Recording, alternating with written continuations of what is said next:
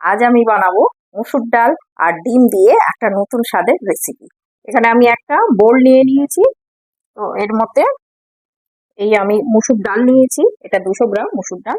এইটা আমি বোলে ঢেলে দিলাম। এটা আমি জল দিয়ে 1 ঘন্টার জন্য ভিজিয়ে রাখবো। এই ডালটা ধুয়ে জল ঝরিয়ে নিয়েছি, নিয়ে এই কাচের বোলের মধ্যে নিয়ে নিচ্ছি। এবার এর মধ্যে 2টো কাঁচা লঙ্কা ঝালের জন্য দেবো, আর একটু আদা দিলাম, অল্প একটু আদা দিয়ে দিচ্ছি, আর 2টো রসুন কোয়া দিয়ে দিলাম এর মধ্যে। এবার ডিম দেবো।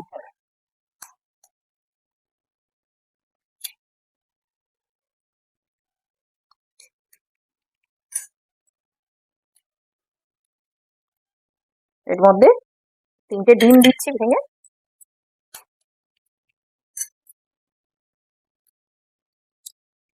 তিনটে ডিম দিয়ে দিলাম, আর এর মধ্যে একটু মশলা দিয়ে দেবো, শুকনো মশলা।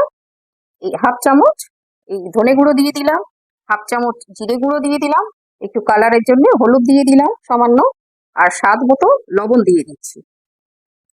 এই সবগুলোকে আমি এইভাবে মিশিয়ে নিচ্ছি, নিয়ে এটা আমি মিক্সির মধ্যে দিয়ে একটা সুন্দর একটা পেস্ট বানিয়ে নেব। এটা আমার পেস্ট হয়ে গেছে। এবার আমি এটাকে খুলে নিচ্ছি, কাঁচের বোলের মধ্যে ঢেলে নিচ্ছি এটাকে।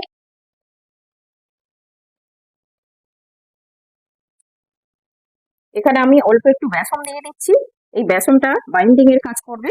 তো এখানে আমি একটু বেসন দিয়ে এটাকে ভালো করে মিক্সড করে নেব। এই 2 চামচ মতো দিলাম, 2 টেবিল চামচ মতো দিয়ে এটাকে ভালো করে মিশিয়ে নিতে হবে।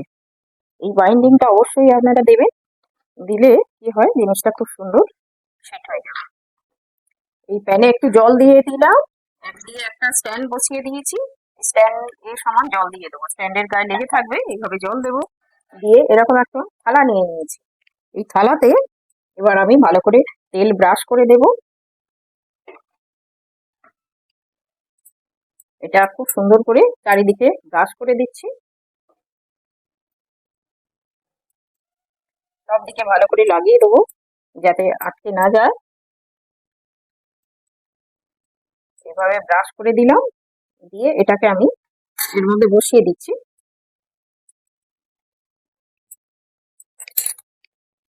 দিয়ে এই যে ডালের পেস্টটা করেছিলাম, এই পেস্টটা এর মধ্যে ঢেলে দিচ্ছি, দিয়ে এটাকে সমান করে দেব।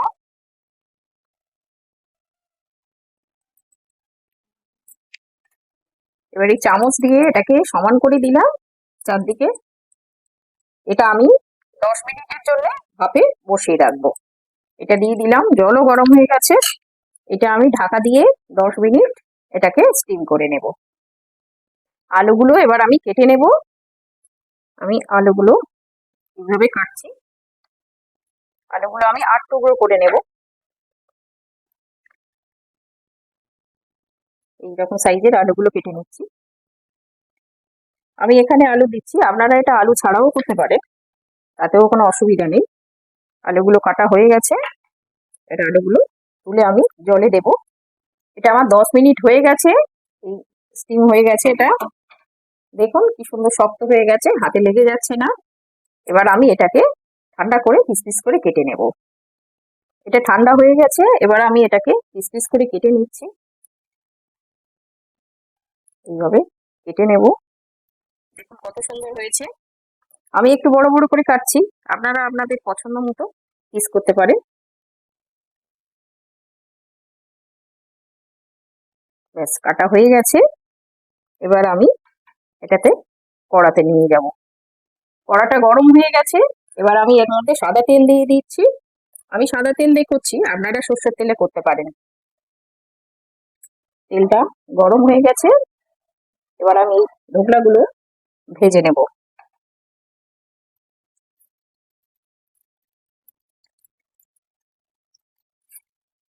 এটা একটু হালকা করে ভেজে নেব, খুব বেশি কড়া করবো না। একটু হালকা করে এপিট ওপিট করে লাল লাল করে একটু ভেজে নেব। এটা খেতে অসম্ভব ভালো লাগে, খেতে দারুণ টেস্টি হয়। যখন দেখবেন আপনাদের মাংস সবসময় খেতে ভালো লাগে না, তখন এইটা করবেন, বা মাছ খেতে ভালো লাগছে না, এইটা করে বানিয়ে খেয়ে দেখবেন, এতে ডিম দেয়া রয়েছে, ডিম, মসুর ডাল, এর তো দারুণ টেস্ট আর হাই প্রোটিন। তো প্রোটিনের চাহিদাটাও মিটবে, খেতেও তো খুব ভালো লাগে আর খুব সহজে রান্নাটাও করা যায়। তো এইভাবে একবার বানিয়ে খেয়ে দেখবে, দারুণ খেতে লাগবে। এইভাবে একটু হালকা হালকা করে ভেজে নেব।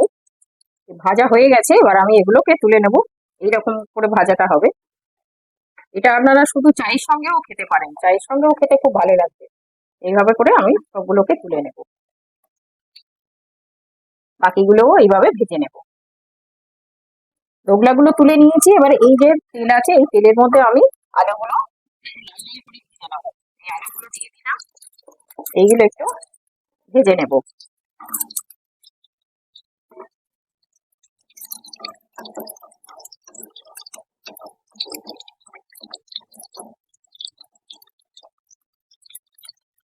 এর মধ্যে অল্প একটু লবণ দিয়ে দিলাম, আলুটার মধ্যে একটু যাবে আর আলুটা সিদ্ধও হয়ে যাবে।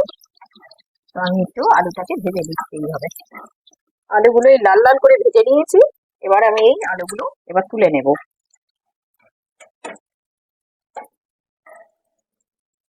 এইভাবে সবগুলো তুলে নিচ্ছি। এই তেলের মধ্যে দুটো শুকনো লঙ্কা দিলাম আর একটা তেজপাতা, এটা একটু চিড়ে দিয়ে দিলাম, আর একটু জিরে ফোড়নে দিয়ে দিলাম। এইটা একটুখানি ভাজা ভাজা হলো, এই ভাজা ভাজা একটু করে নেব।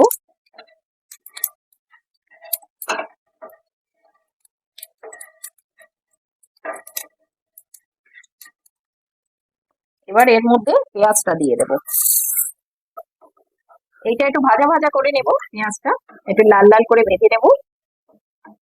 আর একটু ঢাকা দিয়ে দিয়ে আমি একটু ভাজবো, তাতে করে কি হবে, পেঁয়াজটা তাড়াতাড়ি নরম হয়ে যাবে। তো ওই জন্য একটু ঢাকা চাপা দিয়ে আমি পেঁয়াজটাকে একটু ভাজা ভাজা করে নেব। এবার আমি এর মধ্যে এই রসুন বাটা হাফ চামচ আর আদা বাটা 1 চামচ, এটা আমি একটু গ্রেট করে নিয়েছি, দিয়ে দিলাম। দিয়ে একটু নাড়াচাড়া করে নেব। এই রসুন আর আদা কাঁচা গন্ধটা চলে যাওয়া পর্যন্ত একটু নাড়াচাড়া করব। এবার আমি এর মধ্যে এই টমেটো আর যে কাঁচা লঙ্কা কুচিয়েছি এটাকে দিয়ে দেব।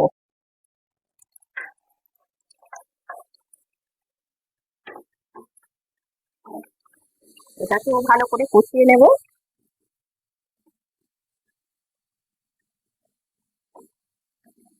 এটাকে ভালো করে ঢাকা চাপা দিয়ে একটু কষিয়ে নেব। এর মধ্যে আমি একটু লবণ দিয়ে দিচ্ছি, সামান্য পরিমাণে, খুব সামান্য পরিমাণে লবণ দিচ্ছি, টমেটোটা একটু গলে যাবে তাড়াতাড়ি। এটা একটু নাড়াচাড়া করে আমি একটু ঢাকা চাপা দেবো। মশলাটাকে ভালো করে কষিয়ে নিতে হবে, টমেটোটা গলে যাওয়া পর্যন্ত একটুখানি ঢাকা দিয়ে দিলাম। এটা একটু তুলে নিচ্ছে, এই ঢাকা চাপা দিয়ে একটু এটাকে ভালো করে কষিয়ে নিলাম। এই যে টমেটোও গলে গেছে, পেঁয়াজও গলে গেছে। এবারে এর মধ্যে আমি শুকনো মশলা একে একে দেব। এর মধ্যে হলুদ দিলাম হাফ চামচ, ধনে গুঁড়ো দিলাম হাফ চামচ, জিরে গুঁড়ো দিলাম হাফ চামচ, আর লাল লঙ্কা এটা দিলাম 1 চামচ, আর এর মধ্যে স্বাদ মতো লবণ দিয়ে দিলাম। এটাকেও ভালো করে কষিয়ে নেব শুকনো মশলাটাকে। এর মধ্যে আমি একটুখানি সামান্য, খুব সামান্য একটুখানি জল দিয়ে দিচ্ছি, শুকনো মশলাটা যাতে না পুড়ে যায় তার জন্য আমি একটু জল দিয়ে দিলাম। দিয়ে এটাকে ভালো করে কষিয়ে নিতে হবে। মশলাটা আমার কষানো হয়ে গেছে, এবার আমি এর মধ্যে আলুটা দিয়ে দেবো। আলুটা দিয়ে আবারও একটু কষিয়ে নেব। এই আলুটা দিয়েও একটু ভালো করে কষিয়ে নেব। এটা আমার কষানো হয়ে গেছে, এবার আমি এর মধ্যে জল দিয়ে দেব। এর মধ্যে এবার জল দিয়ে দিচ্ছি। জলটা আমি আমার পরিমাণ মতো দিচ্ছি, আর আপনারা আপনাদের পরিমাণ মতো জল দেবেন, যেমন ঝোল খেতে পছন্দ করবেন সেইভাবে দেবেন। তো আমি একটু এখানে ঝোলঝোলই রাখবো, আলুটা একটু সিদ্ধ হবে আর ধোকলাগুলো একটু জল টানে, সেই জন্য একটু এ করে দেবো। এই যে জল দিলাম, এবার এটা ফুটতে দেবো। ওটা হয়ে গেলে তারপরে ধোকলাটা দেবো। এটাকে এবার ফুটতে দিলাম। এটা আমার আলুটা সিদ্ধ হয়ে গেছে, আমি তুলে নিচ্ছি। দেখুন কি সুন্দর হয়ে গেছে। এবার আমি এর মধ্যে ধোকলাগুলো দিয়ে দেবো। ধোকলাগুলো এবার এর মধ্যে দিয়ে দেবো। দিয়ে 2-3 মিনিট একটু ফুটিয়ে নেব।